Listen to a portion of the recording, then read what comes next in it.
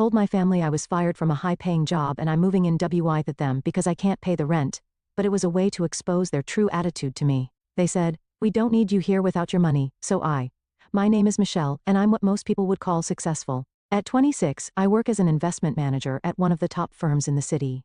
I have a decent apartment, rented, but still a good job, and enough savings to finally buy my own place soon. No mortgage, no loans, just the way I want it. Everything was going according to plan, until that phone call from Aunt Sarah changed everything. "Michelle, honey, are you coming for Thanksgiving this year?" Her warm voice brought a smile to my face. Aunt Sarah had been more of a mother to me than my actual mother ever was. "Of course I wouldn't miss it," I replied, already looking forward to her famous apple pie. What I didn't expect was who else would be there. I should probably explain why my aunt's call meant so much to me. You see, I haven't spoken to my parents or my older sister Jessica in 8 years. Not since that day I graduated high school. I had just received my acceptance letter to college with a partial scholarship for investment management. I was over the moon. It was everything I'd worked for. I rushed home to tell my parents, expecting them to be proud. Instead, I got the conversation that would tear our family apart. "We can't pay for your college, Michelle," Mom said, not even looking up from her magazine. "Your sister's getting married soon, and we need all our savings for her wedding." "But what about Grandma's money?" I remember my voice shaking. "She left it specifically for my education you promised her." Dad shifted uncomfortably in his chair. "Things change, honey. Jessica's wedding is more important right now. You'll figure something out." That's when everything I'd been holding back for years came pouring out. More important? Just like everything else about Jessica has always been more important? The argument that followed was ugly. Years of feeling second best exploded into accusations and tears. I packed my bags that night and went to the only person who had ever treated me fairly, Aunt Sarah. She took me in without hesitation. What I didn't know then was that she had been saving money for her own son's education. But he had died in a car accident a few years before, and she offered that money to me. I only accepted on the condition that I would pay her back every penny once I graduated and got a job. Those college years were tough. I worked part-time at a cafe while maintaining my grades and scholarship. But I made it through, landed a job at a prestigious investment firm, and 2 years later, paid back every cent to Aunt Sarah. Life was good. I had my independence, my career was thriving, and I had carefully avoided any contact with my family. Until that Thanksgiving invitation, I almost dropped the pumpkin pie I was carrying when I walked into Aunt Sarah's house that Thanksgiving. There they were, my parents, my sister Jessica, and her 2 kids, ages 6 and 3, all sitting in the living room like they belonged there. 8 years of carefully avoiding them, gone in an instant. "Michelle," Aunt Sarah rushed to help me with the pie, her eyes apologetic. "I didn't know they were coming, they just showed up." I stood frozen in the doorway, my heart pounding. Mom looked older with more gray in her hair than I remembered. Dad had gained weight. Jessica, well, she still looked like the golden child, even with 2 kids hanging off her arms.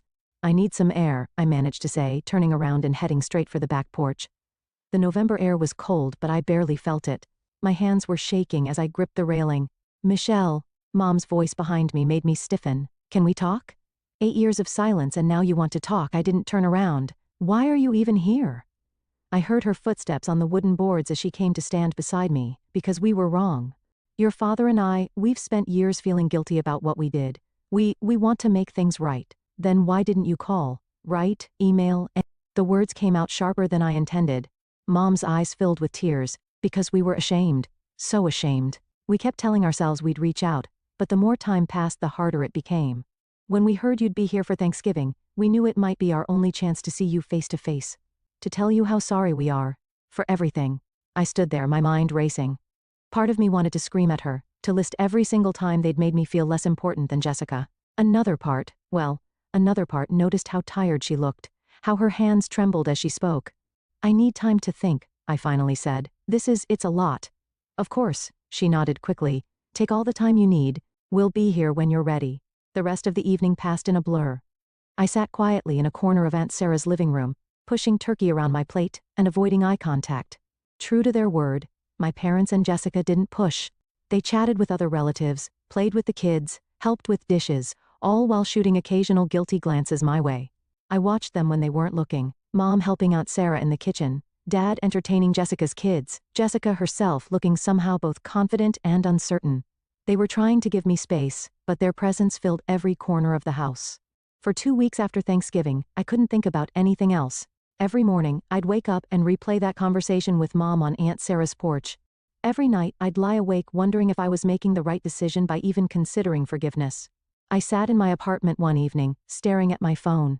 Mom's number was still saved there. I'd never deleted it, though I couldn't explain why. Maybe some part of me had always known this day would come. My finger hovered over the call button for what felt like hours. Finally, I took a deep breath and pressed it. 1 ring, 2 rings, 3. Michelle. Mom's voice was cautious, hopeful. Hi, Mom. My voice cracked a little. I've been thinking about what you said at Thanksgiving. I think I'd like to try, slowly. The words felt strange coming out of my mouth.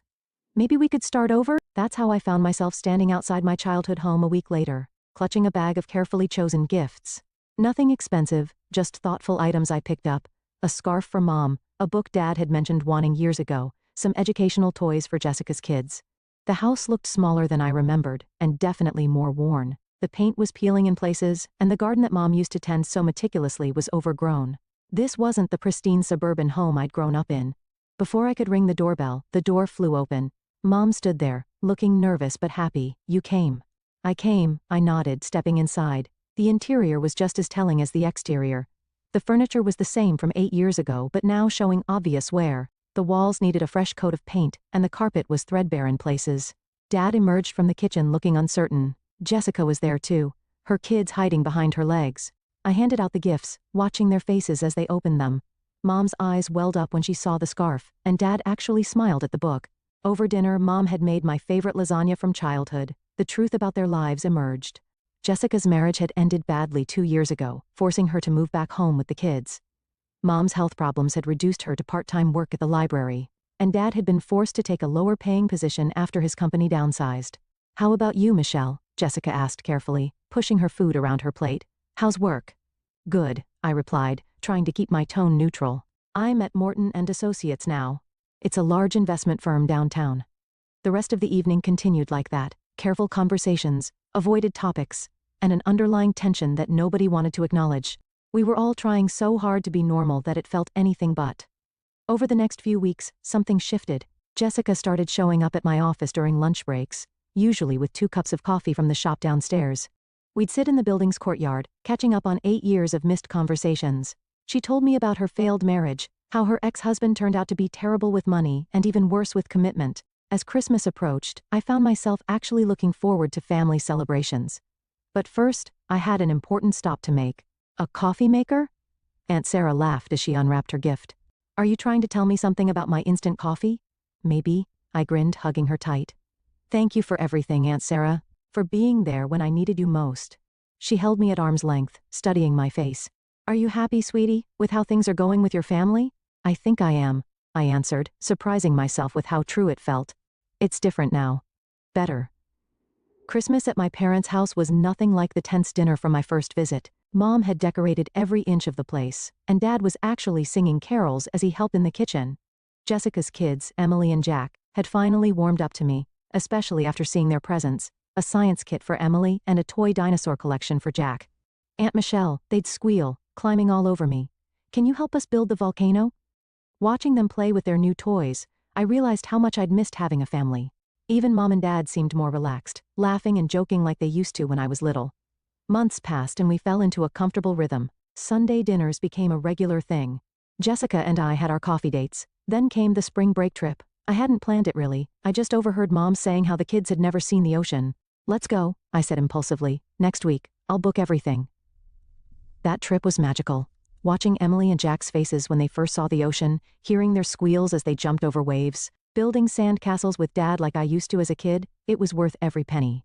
After the trip, things felt even more natural, which is why I wasn't entirely surprised when Mom and Dad asked to talk to me one evening after dinner. The plumbing in the house, Dad started looking uncomfortable. It's pretty bad. We've been putting off repairs, but we hate to ask. Mom jumped in, but we could really use some help. I wrote them a check right there. It wasn't a small amount, but seeing their relief made it worth it. After that, there were other requests, nothing unreasonable. A new water heater when the old one died. Help with Jessica's kids' school supplies. Small things that family helps each other with. It was during a regular Sunday dinner when Mom dropped the bomb. She'd been quieter than usual throughout the meal, pushing her food around her plate instead of eating. Finally, as Dad was serving dessert, she spoke up. I lost my job, she said, her voice cracking. They're cutting positions at the library, and mine's one of them. I don't know what we're going to do. The medical bills, the house payments. I watched my mother's hands trembling as she held her coffee cup, saw the worry lines deepening on Dad's face. They looked old suddenly, vulnerable. Before I knew what I was saying, the words were out of my mouth. I can help, I heard myself say. I can afford $1,500 a month, it's not a problem. The relief on their faces was immediate and overwhelming. Mom started crying again, but this time from happiness. Dad got up and hugged me so tight I could barely breathe. And so began our new normal. Every month, like clockwork, I transferred the money to their account. They never asked for more than we'd agreed upon, though occasionally they'd mention needing something specific. New winter boots for Jack, or a replacement for their ancient microwave. Jessica and I grew even closer during this time. When I had to travel for work, I started bringing her along whenever I could. Nothing too extravagant, a weekend in Chicago, 3 days in Boston, a quick trip to Miami. Just sisters making up for lost time. Life fell into a comfortable pattern. Sunday dinners, monthly transfers, occasional shopping trips with Mom, helping Jessica's kids with their homework. It wasn't perfect, but it felt like family should feel. Then came the call that would change everything. Michelle, Mrs. Peterson, my landlady, sounded apologetic. I need to talk to you about the apartment. My grandson is graduating from college in a few months. He'll be working in the city, and, well, I promised him the apartment. Oh, I said, looking around at the space I'd called home for so long. The wall I'd painted pale blue on a whim. The window seat, where I love to read on rainy days. I'm so sorry, she said. You've been a wonderful tenant. I'll give you plenty of time to find something else, of course. After hanging up, I sat in my favorite spot by the window, thinking. I've been saving diligently all these years, even with helping my family. My investment portfolio was doing well. Maybe this wasn't a setback at all. Maybe it was the universe giving me a push.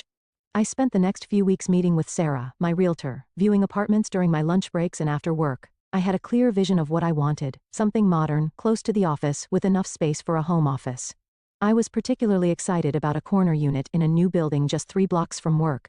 I could already picture myself here, drinking coffee on the balcony, hosting dinner parties in the open-concept kitchen, but I kept it all to myself, wanting to surprise my family with the news once everything was finalized. Sorry, Mom, I can't make it to dinner this Sunday, I said during our weekly call. We've got some problems at work. I was going through paint samples one evening when Aunt Sarah called. Her voice was tight, controlled. Michelle, can you come over? We need to talk, it's important. I found her pacing in her kitchen, looking more agitated than I'd ever seen her. She barely waited for me to sit down before speaking. I heard something today, she began, her hands wrapped around a cold cup of coffee. Something you need to know. Linda and Karen were a book club. Linda and Karen, old family friends who'd known us since I was a kid. My aunt continued, each word seeming to pain her. They were talking about running into your parents and Jessica at the grocery store last week. Apparently, after you started helping them financially, your family's been talking about you to a lot of people. What do you mean talking? But something cold was already settling in my chest. They've been calling you their personal ATM behind your back, she said bluntly, making jokes about how they finally found a use for your fancy job.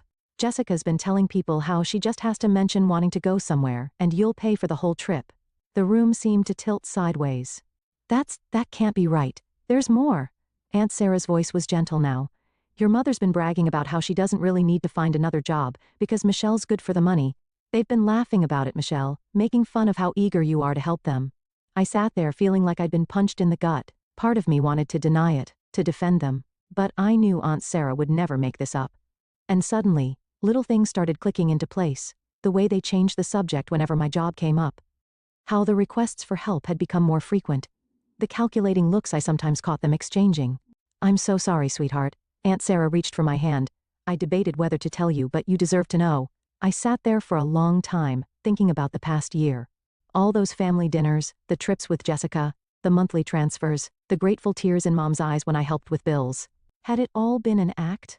Then, slowly, an idea started forming. 2 days later, I stood outside my parents' house with 2 packed suitcases, having spent the morning moving all my furniture to Aunt Sarah's garage. I'd rehearsed this, planned every detail. Taking a deep breath, I rang the doorbell. Mom opened the door, surprise written all over her face. Michelle? What are you doing here? What's with the suitcases? Dad and Jessica appeared behind her, equally confused. Perfect. I let my lower lip tremble, blinking rapidly as if holding back tears. I got fired, I choked out, there were budget cuts, and they found some mistakes in my work. They're making me pay back bonuses. I can't afford my apartment anymore. I was hoping, maybe I could stay here? Just for a few months until I get back on my feet. The silence lasted exactly 3 seconds before Mom's concerned expression transformed into something ugly and unfamiliar. Does this mean you won't be sending us the monthly money anymore? She demanded, all pretense of sympathy gone from her voice. I felt my heart crack a little, even though I'd been expecting this. No, Mom, I won't have any extra money for a while. Jessica stepped forward, her face flushed with anger. What about our Europe trip next month? The one you promised to take me on? My hands were shaking, but I forced myself to maintain the act. I simply shook my head, looking at the floor. That's when all hell broke loose. You stupid, irresponsible girl. Mom's screech made me flinch. How could you let this happen? What kind of investment manager gets fired? Dad joined in, his face red with rage. We should have known you'd screw this up. Just like you screwed up everything else. You can't stay here, Jessica spat, grabbing my suitcases. There's no room, and I'm not sharing my space with a failure. I watched in stunned silence as my sister dragged my luggage to the front porch and dumped them outside like trash. These were the same people who'd hugged me at Christmas, who'd cried grateful tears when I helped them, who'd claimed to be so sorry for the past. We don't need you here without your money, Mom smeared. You'll never get another decent job after being fired like this. We're not supporting a deadbeat. I stood there, taking it all in. The masks had finally fallen, revealing the ugly truth beneath. Every Sunday dinner, every family moment, every reconciliation, it had all been a calculated performance. Aunt Sarah had been right. Looking at them now, Mom's twisted expression, Dad's red face, Jessica's contemptuous sneer, I felt oddly calm. Something inside me that had been hanging by a thread finally snapped clean. Without a word, I turned and walked to my suitcases.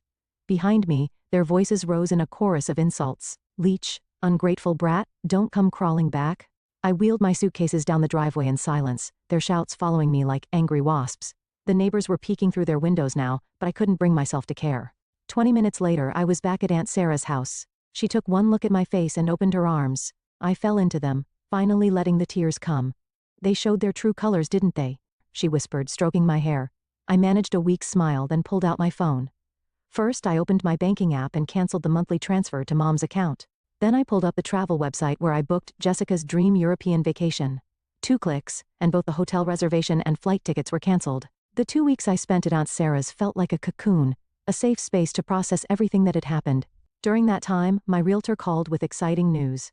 Remember that corner unit you loved? The sellers accepted your offer. Everything moved quickly after that. Paperwork, inspections, final walkthrough, it all became a blur of signatures and meetings. Before I knew it, I was standing in my very own apartment, holding the keys in my trembling hands. Aunt Sarah helped me move everything in from her garage. We spent a weekend arranging furniture, hanging artwork, and making the space truly mine. She even insisted on helping me pick out new curtains for the floor-to-ceiling windows. That evening, after Aunt Sarah left, I did something impulsive. I took a photo of myself in my new living room, the city lights twinkling behind me through the massive windows. I posted it on social media with the caption, "Dreams do come true." Finally a homeowner, no mortgage, no loans, just years of hard work paying off. I knew what I was doing. I knew they'd see it. Part of me wanted them to. Sure enough, my phone rang less than 2 hours later. Mom's number flashed on the screen. I took a deep breath and answered. "What is this photo about?" she demanded. "What apartment? I thought you were fired." I settled into my new armchair, feeling surprisingly calm. Actually, Mom, I wasn't fired. I'm still employed, still successful, and now I'm a homeowner too. I just needed to test something. Test something? Her voice rose an octave. I could hear Dad and Jessica in the background. Yes, I wanted to see if you actually cared about me, or just my money. I guess I got my answer when you threw my suitcases out on the porch and called me a leech. There was a moment of stunned silence, then chaos erupted on the other end of the line. Dad was cursing, Jessica was screeching something about deception, and Mom's voice turned sickeningly sweet. "Sweetheart, we were just shocked and worried about you. Of course we care about you. We can move past this little joke of yours. Everything can go back to normal." I actually laughed out loud. Normal? You mean where I pay for everything while you mock me behind my back? But don't worry about a leech, you can pay your own bills. Oh, and Jessica? I canceled your tickets to Europe, I think I'll go by myself instead. Goodbye. I hung up and immediately blocked their numbers. Then I blocked them on all social media. It felt like setting down a heavy weight I'd been carrying for too long. They tried calling from different numbers. They sent emails. They even showed up at my office building a few days later. But I'd already warned security. The sight of them being turned away by the guards should have hurt, but all I felt was relief. That weekend, Aunt Sarah came over for dinner in my new home. I'd cooked her favorite lasagna, and we sat on my balcony watching the sunset. "Are you okay?" she asked, refilling our wine glasses. "I have everything I need right here," I said, raising my glass. A home of my own, a job I love, and the only family member who ever truly mattered. Aunt Sarah clinked her glass against mine, and we sat in comfortable silence, watching the city lights come alive below us. Sometimes I realized the family you choose is better than the family you're born into, and sometimes the hardest lessons lead to the most beautiful beginnings.